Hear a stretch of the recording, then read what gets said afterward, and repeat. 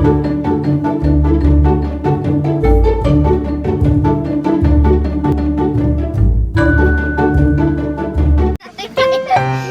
jumping jelly. Where am I here? Yep, that's a farm dog. We're at the farm. I like farm dogs. They walk around the things and the cats sit on the roof. The cats sit on the roof. If you have a farm dog, then you don't have a farm cat. Oh, they might have. Hi. No, don't go in first.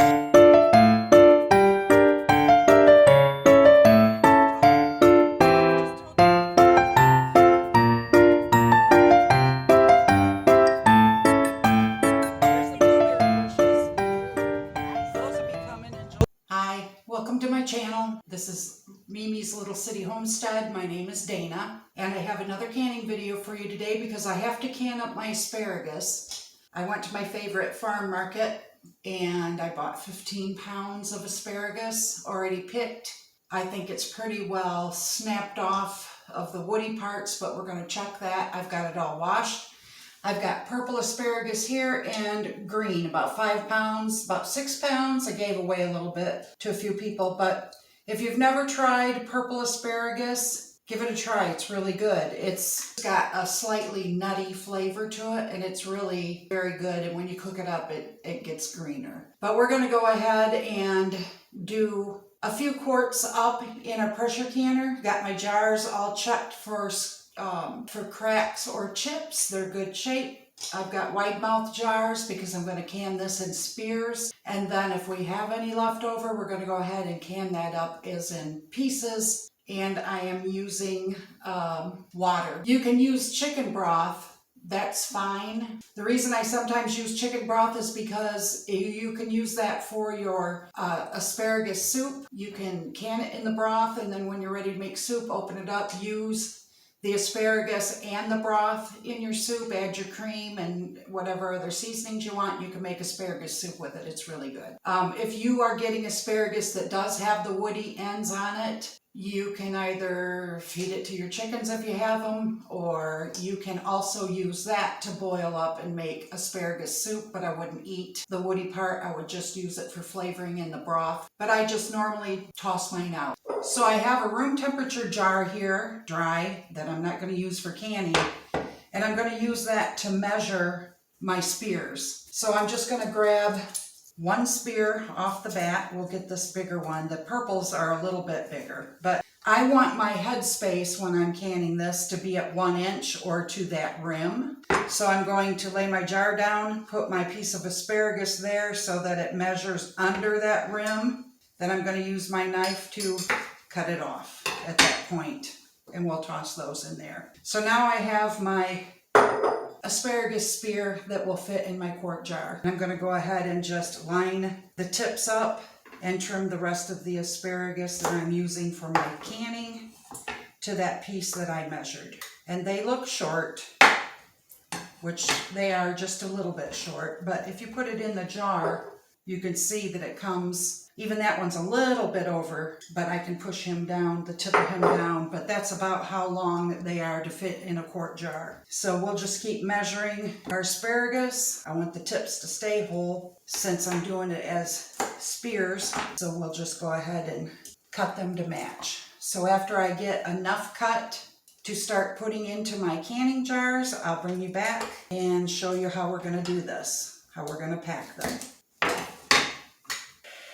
Okay, so I brought you back because I have trimmed all 5 pounds of my purple asparagus into spears to fit my quart jars, and this is what I have left. That is the bottoms of the asparagus, and we're going to keep those because we're going to can what's good in here, and there is a lot of good asparagus in here. If there's any woody parts, we're going to take those off, and I'll show you how to do that.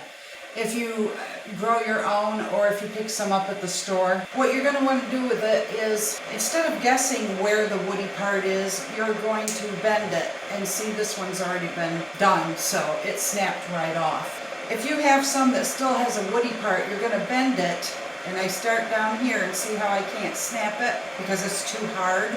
and I just move up a little bit at a time until I get to a point where I can snap it. And then this is the woody part, and we're going to toss that out, and this is what your good asparagus is, that you can then cut to measure to fit your jar. And what's left of it, once it's trimmed to fit your jar, is still good. The woody part's thrown away, this is good. So you can can them in pieces also. I'm heating up hot water in my electric teapot so I can pour it in after I get my asparagus in. So what you want to do is start laying it in there and fitting it in the best you can, and you're going to want to have it tightly packed.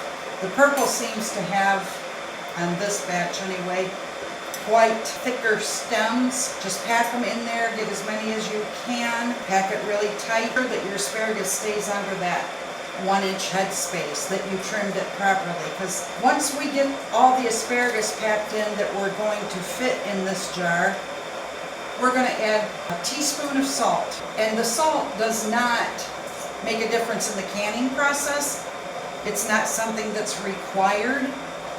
And if you have like a salt restriction in your family, you can certainly go ahead and just not salt it at all. So that part is totally up to you of how you want to do it. But I think might be the last one I can fit in there, and I might use this little flat spreader to push back and help me get that down in there. So this is about as tightly packed as I can get this jar. Just pour it right over the top.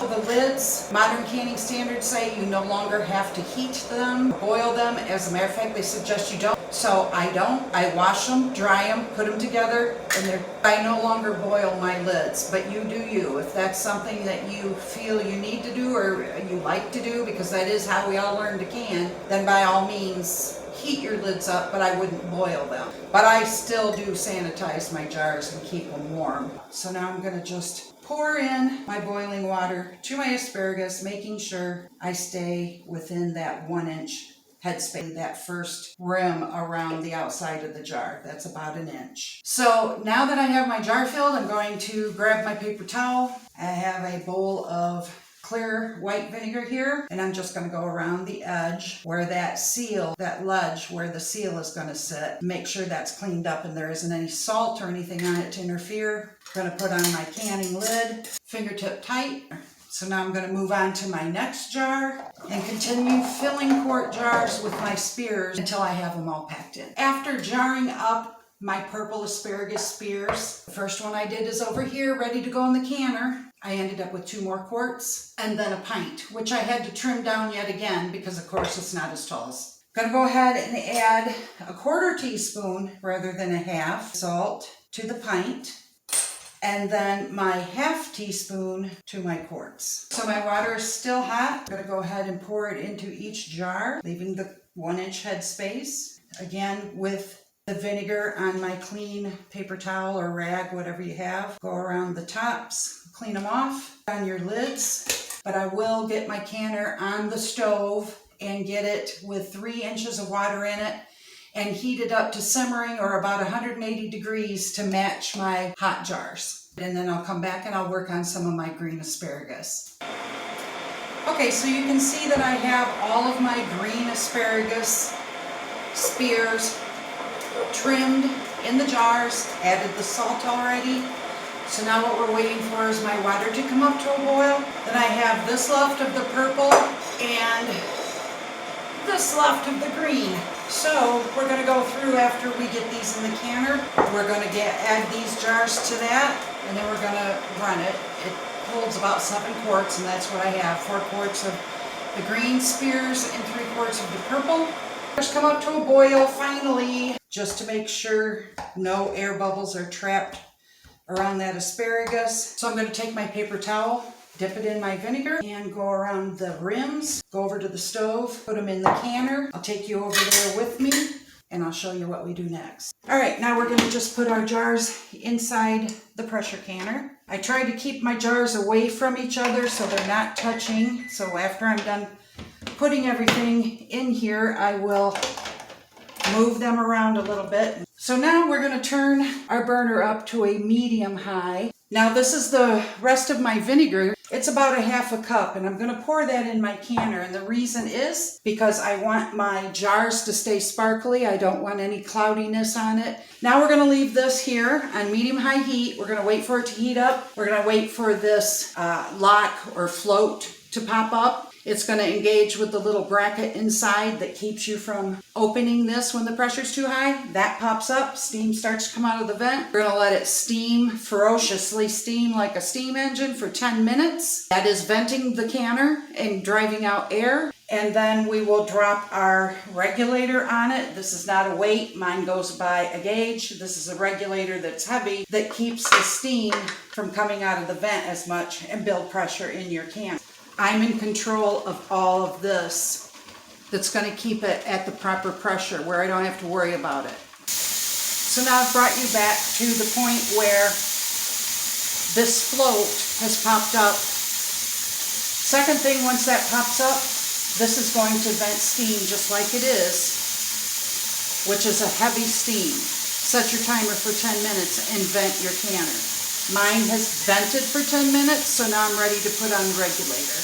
This is a regulator, and 10 minutes has gone by, so I'm going to drop my regulator on. I'm going to start building pressure inside the canner. According to your altitude, if you're above or below sea level, you need to look up your altitude. And then you need to know, do I can at 10 pounds of pressure? Do I can at 15? Mine, where I live in Michigan, my altitude says I can at 10 pounds of pressure. So I'm going to adjust my canner down a little bit so that it keeps building pressure but doesn't overshoot my 10 pounds. If that happens, you're going to want to turn your burner down a little bit at a time, get it back to that 10 pounds of pressure. If you overshoot it too much, that's going to take you a while. But once I reach my 10 pounds, I'm going to set my timer for the canning process. If you're 15 pounds or 10 pounds, don't let your needle fall below your target during your 40 minutes that this asparagus in quart jars is going to can. If I should happen to fall below the 10 pounds, I have to pause my timer, adjust my heat and bring it up a little bit to get back to that 10 pounds of pressure, and then I restart my timer. I'm going to adjust my heat again if I need to keep it hovering around 10 or 11 pounds. And when we get done canning, I'll bring you back after it's cooled and I can take the jars out and I'll show you our jars.